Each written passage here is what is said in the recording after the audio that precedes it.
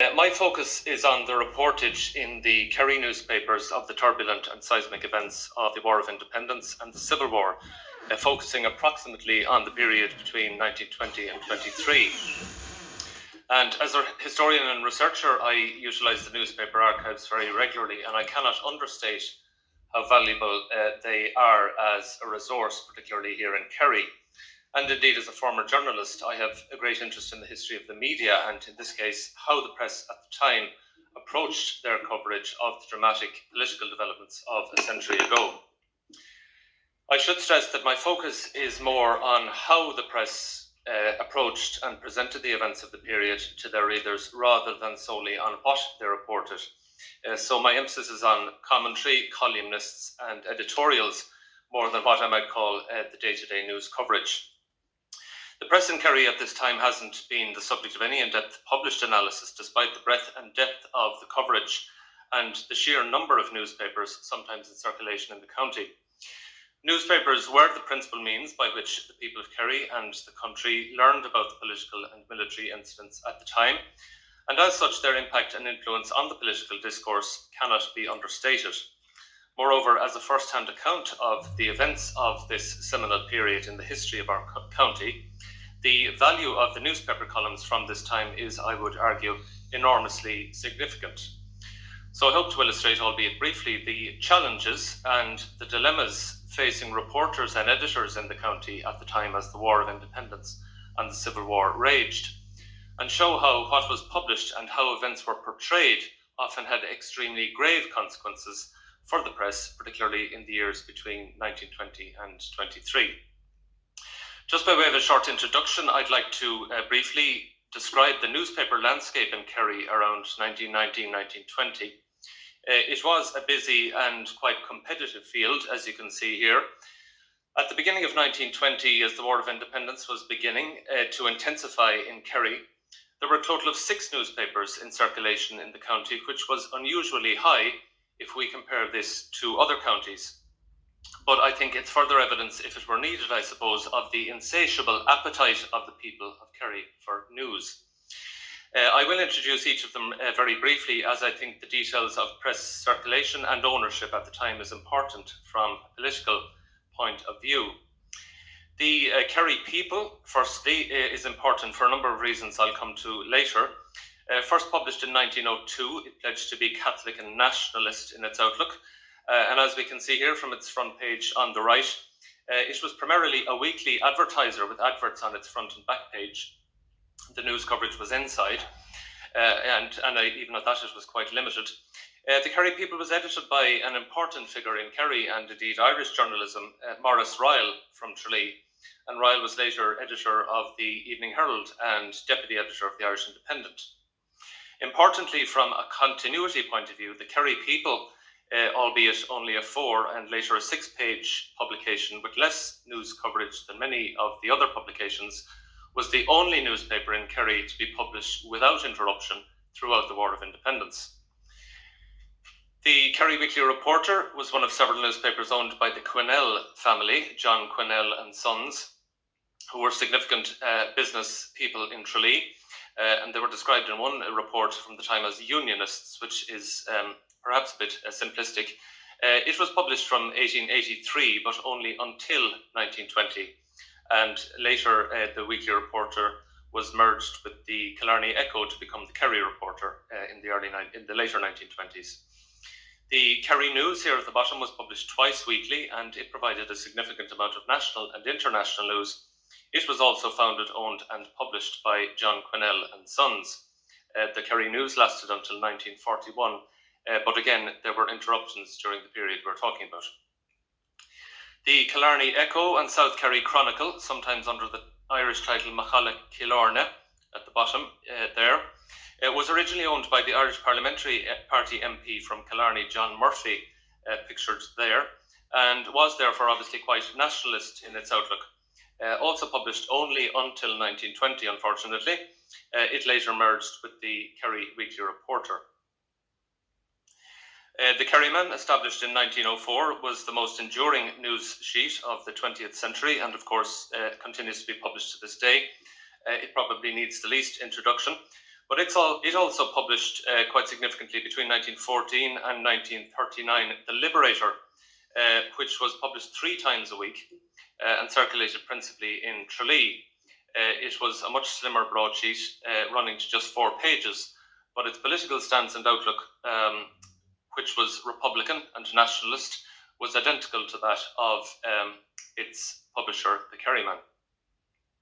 The Kerryman and the Liberator were owned by the cousins Thomas and Dan Nolan, along with Maurice Griffin, its managing editor. And Griffin, who's in the front and centre of that photograph, he probably most influenced their political ethos because he was active in Sinn Féin and was a member of Tralee Urban District Council. And in fact, he was jailed for a period after the Easter Rising. So in the years before independence, the Kerryman had, in the words of another Kerry historian, Gordon Revington, firmly directed public opinion towards the aims of the Irish Republican and the Fenian Brotherhoods. So it was no surprise then, I suppose, that it was supportive of the Sinn Féin cause in the years before and during the War of Independence, and for that, the Kerryman and the Liberator would suffer very significant consequences. So those are the 6 newspapers which are of relevance to the period.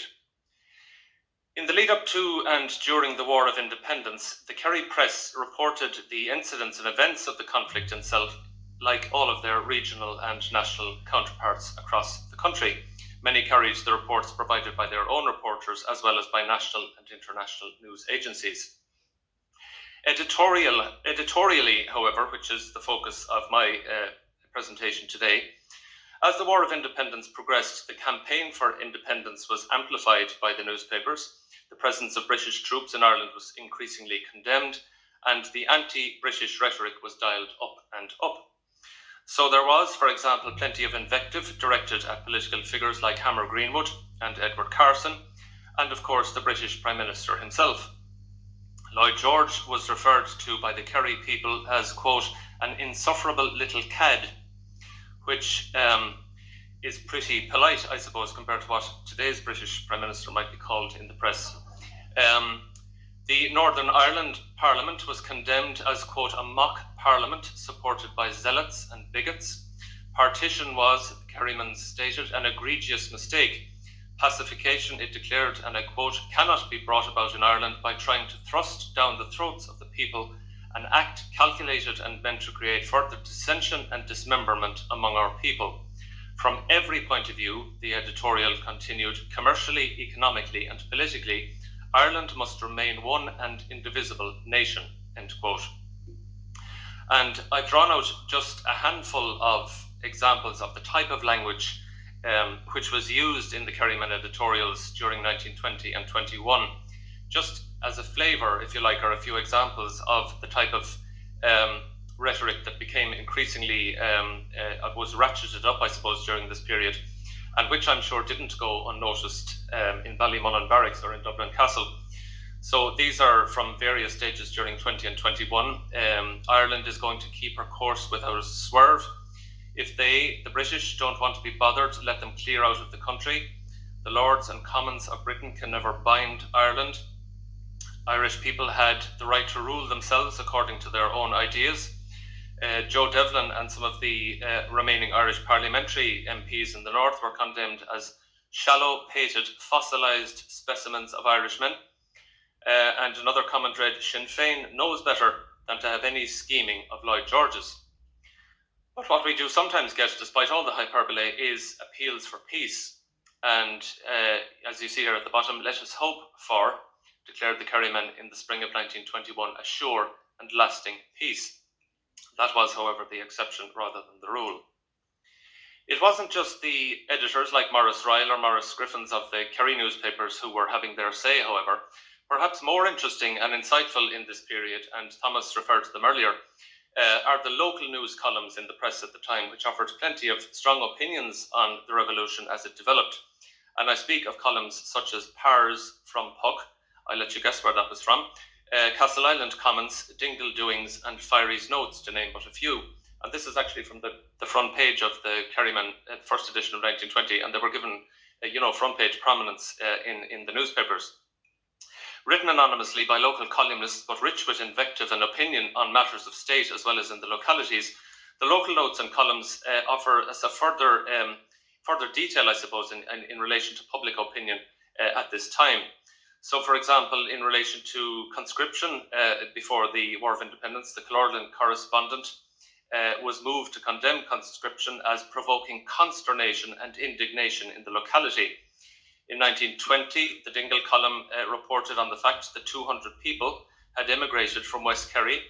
It is pitiable, said the columnist, to see the lifeblood of the country drained like this after so many sacrifices by Irishmen.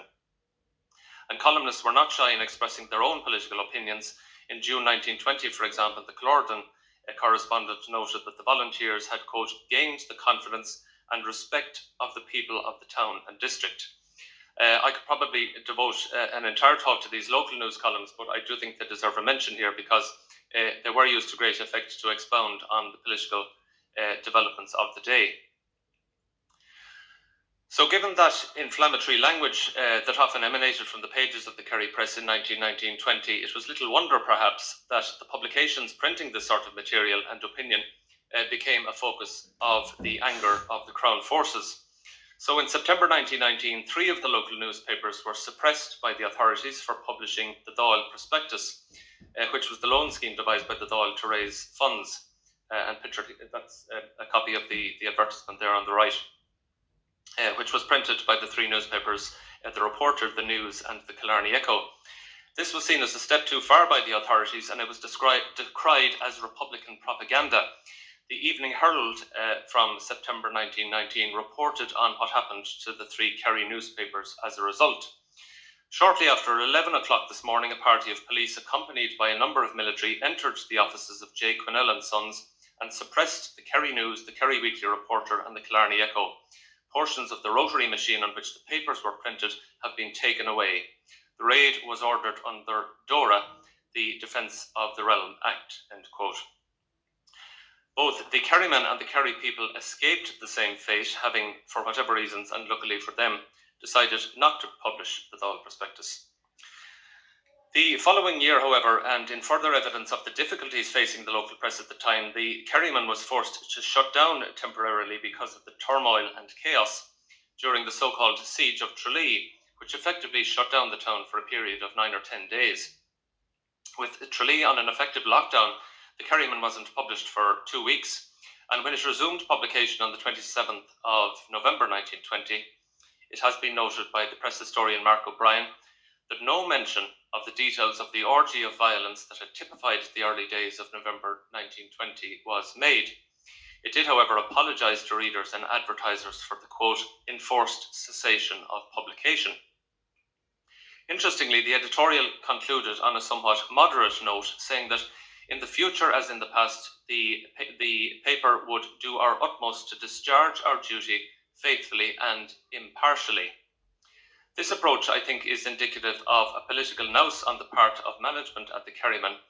They had seen with the other newspapers I mentioned how the Crown forces had suppressed other local publications the previous year, but there were also perhaps commercial pressures too, because the Kerryman was, after all, an employer and a company reliant on advertising and sales.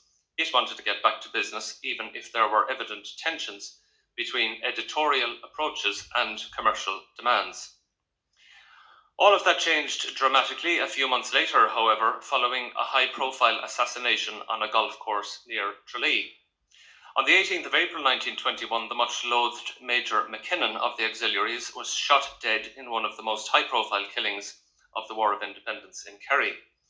Later that day, the Kerryman offices were paid a visit by the authorities, who insisted that as a mark of respect on the passing of McKinnon, that the Liberator newspaper, which was owned by the Kerryman, be printed in thick black lined columns to honour the deceased McKinnon.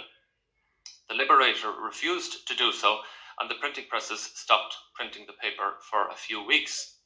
A few days later, however, the Auxiliaries blew the Kerryman offices to smithereens, and the printing presses went up in flames during a burning and bombing spree by the Crown forces in Tralee.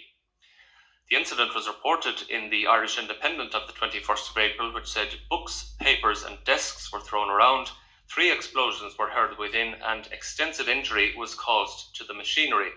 It's expected that it will be months before publication can be resumed, end quote. In fact, it would be over 2 years before either the Liberator or the Kerrymen hit the streets again. Between April 1921 and August 1923, they were not published, leaving a very significant void, not only in readers' lives at the time, but also, to be selfish about it, in facilitating historians' desire to read first-hand accounts of the history of the period. The truce, which brought an end to the War of Independence when it came in July 1921, was warmly welcomed by the only newspaper then left standing, the Kerry People. If there was any prevailing emotion abroad at the end of the year, it was relief, and we do get a sense of that from the pages of the Kerry People at the time. The truce of God was how the cessation of violence was welcomed. God grant that it may be the harbinger of an enduring peace in our long distracted country, said the editorial. Each man should now regard himself as the custodian of the nation's honour. But what we also get a sense of is how life in Kerry returned to, or was trying to return to, normal after the War of Independence. And one editorial noted that the coming of the truce had, quote, made a complete change in the whole face of things. Business and pleasure have once more become the features of the life of the people of Tralee. The spirit of peace is abroad. It is to be seen in every face and in every form of nature. So we can see not only an actual resumption of many of the normal social and commercial activities during the truce period, excuse me, we can also hear a kind of a genuine desire, I suppose, for a maintenance of peace and perhaps the fatigue that did exist following the violence of the previous 2 years. Of course, as we know, the peace was to be short-lived, and the signing of the treaty at the end of 1921 heralded a new period of turmoil. Sadly, we are deprived of any extant copies of the Kerry People, or indeed any other newspaper in Kerry, in the final months of 1921, when the negotiations were underway in London. The approach of the local press to the treaty would only become most apparent and most obvious after the Civil War, and particularly during the 1923 general election. We do have copies of the Kerry People to hand from the beginning of 1922, however, as TDs debated and voted on the treaty. And in this report, just as an example, we can see how the Kerry TDs Fionn Lynch from this part of the county and Paddy Cahill from Tralee were heckled by demonstrators at Tralee train station as they departed for Dublin to vote on the treaty. The anti-treaty demonstrators included members of Fianna Éireann and Cumann Amon, who bore placards with words including "No partition, but unity in Ireland."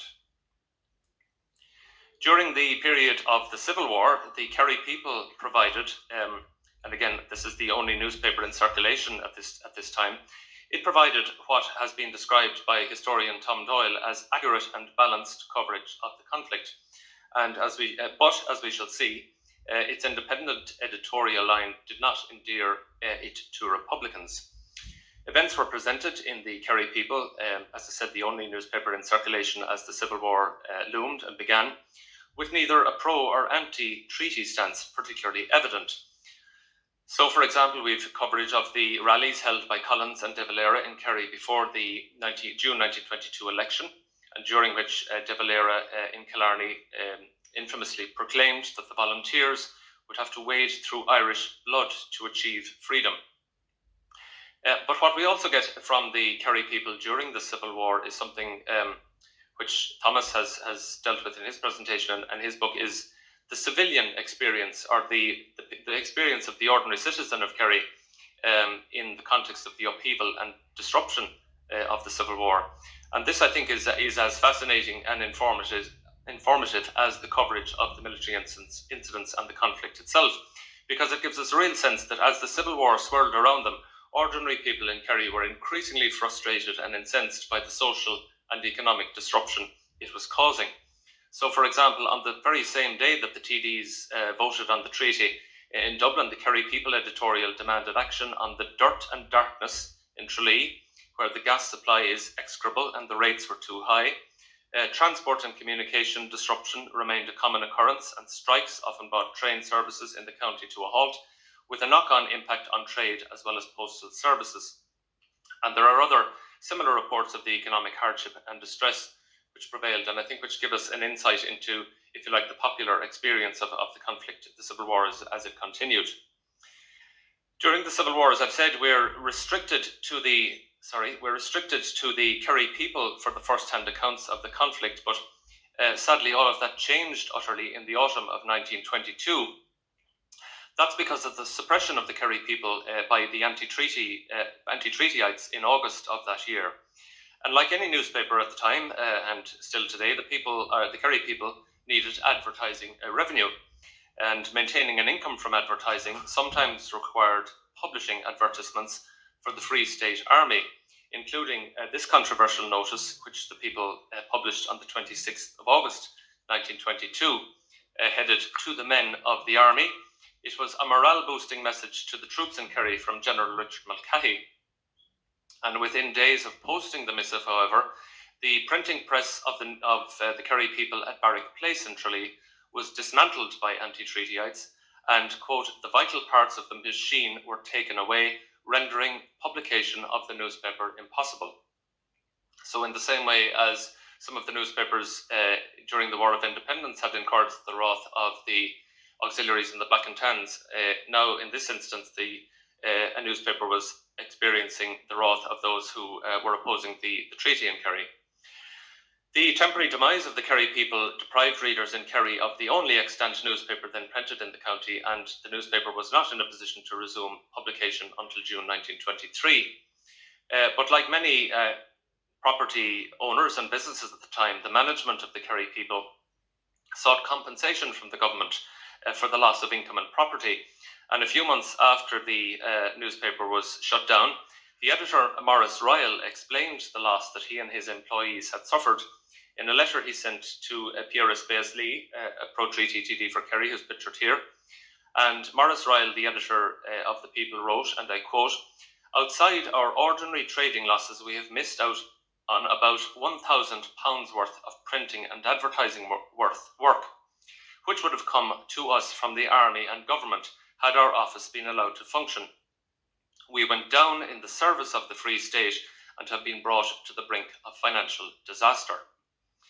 As a result of the closure of the Kerry people at the end of August 1922, Kerry newspapers were left with just one remaining option to read, albeit a very limited one, and with a very clear political agenda. And that was the anti-treaty newspaper, the Kerry Leader, which rarely gets a mention, perhaps understandably because it didn't last very long.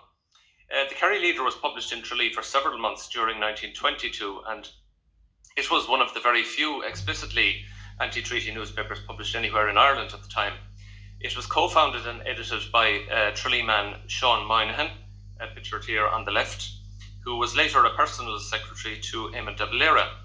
The Leader certainly wasn't shy in adopting a very hostile approach to the Free State regime and its army, because to coincide with the visit by Michael Collins to Tralee in April 1922, which I mentioned, Kerry Leader published a series of open questions to Collins about his position on the treaty, which he actually addressed during his address to people in Tralee on that occasion.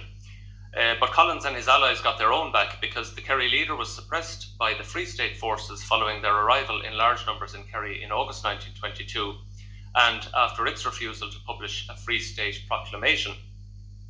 And Sean Moynihan, the editor, as well as the newspaper's manager, Eamon O'Connor, were jailed amid accusations by Republicans of, quote, "silencing possible criticism of the policy and actions of the Free State authorities and their agents." And sadly, as far as I'm aware anyway, there are no remaining or existing copies of the Kerry Leader, which, despite its brevity, I suppose, did make an impact at the time. So finally and briefly, after the Civil War, to touch on it briefly because I think it sort of closes the circle, so to speak, the Kerryman didn't resume publication until August 1923, just weeks before the general election of the 27th of August. And from the moment it resumed publication, the Kerryman, and indeed the Liberator, adopted a very clear and very vocal pro-treaty and pro-Commonwealth position. The Kerryman management certainly took the view, in the words of Dan Nolan, that, quote, "the only hope was to work the treaty."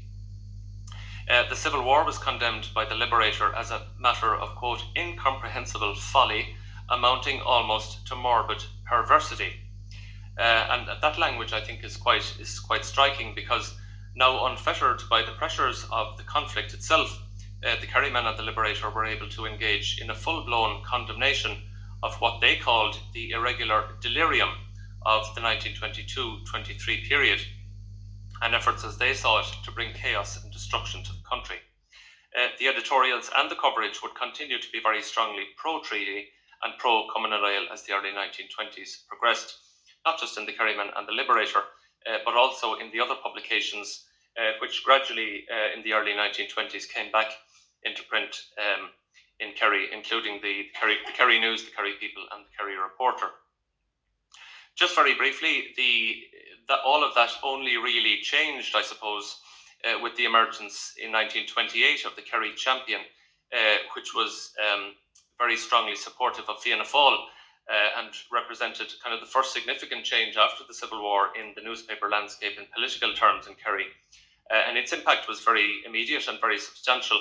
It was co-founded by Paddy Cahill, who was an anti-treaty Kerry TD and had been a prominent figure in the War of Independence in Kerry. And so supportive was the paper of Fianna Fáil in the late 1920s and early 1930s that it celebrated the results of the 1933 election, in which Fianna Fáil won 5 of the 7 seats in Kerry, by declaring that the results showed that Kerry was now, quote, more Republican than ever. That's to, I suppose, get somewhat ahead of the period, but I think it's important to mention that a decade after the Civil War, the political balance of voices and editorials in the county had shifted very considerably. So that, ladies and gentlemen, is a really quick whistle-stop tour through the story of the Kerry newspapers and the revolution of a century ago. I hope you found it informative. Just to shamelessly say that I do have copies of my recently published book on the Ballymacandie ambush with me if anyone is looking for a Christmas present or even a Halloween present. So thank you all very much for listening.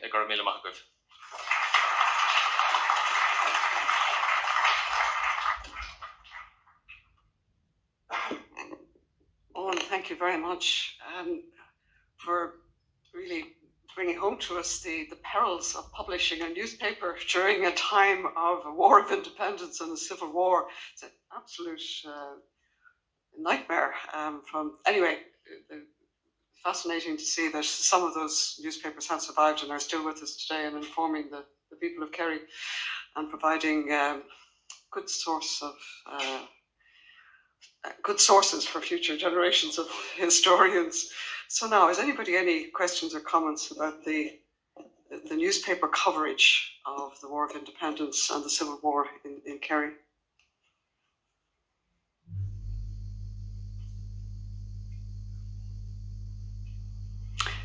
Again, I suppose the question I'd ask is do we know how different Kerry was, say, from Cork or from other counties that would have had a vibrant local press? Yeah, the number of, in fact, the Atlas on the Irish Revolution has quite a lot of detail on this. The Kerry Leader that I mentioned was one, I think, of only 3 or 4 specifically, anti-treaty publications during the Civil War.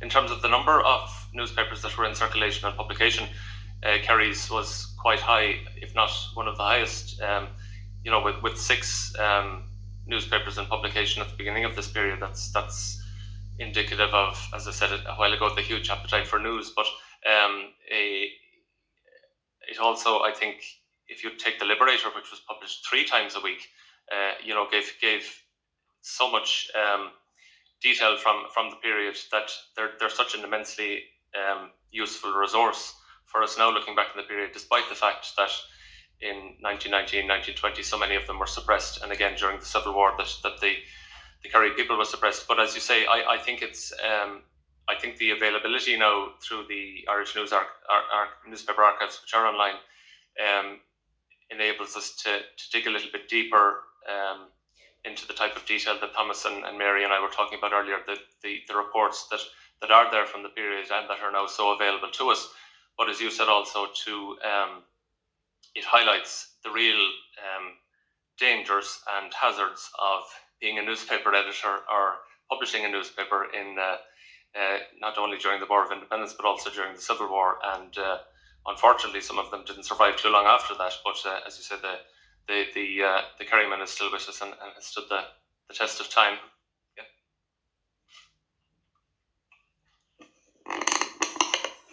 Now, please, yeah, have your hand up. No, would you mind using the microphone, because no, I can't. I'm afraid because people online can't hear you if you don't use the mic. I'm sorry about that.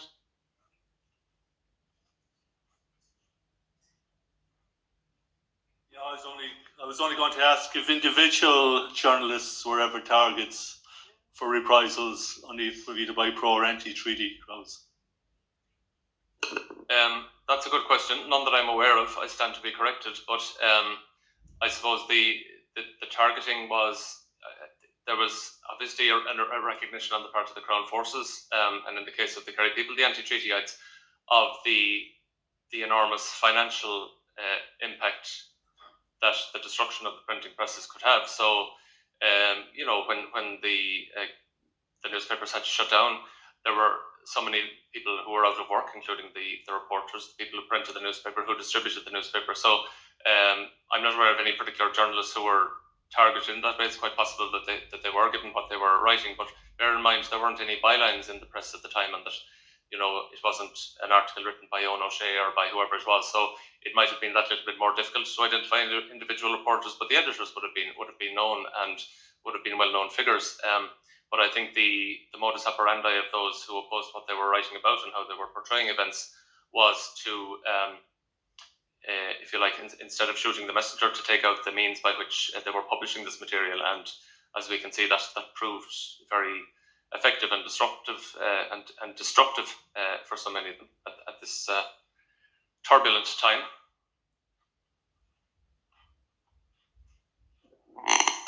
Any other comments, questions, reflections?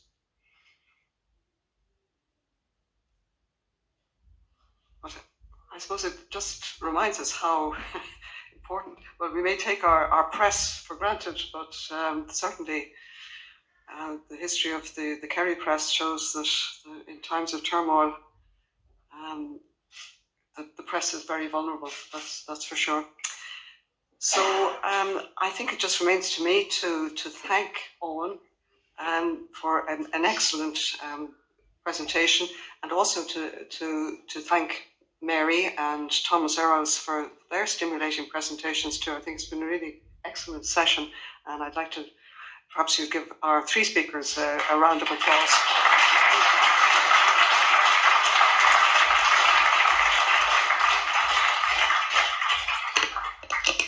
Now, if I could just address a few issues of housekeeping before we take a little break, and then resume promptly at 4 o'clock for the next session, which will be the launch by Sir Adrian Fitzgerald of his book, and Professor Canning will be moderating that particular session.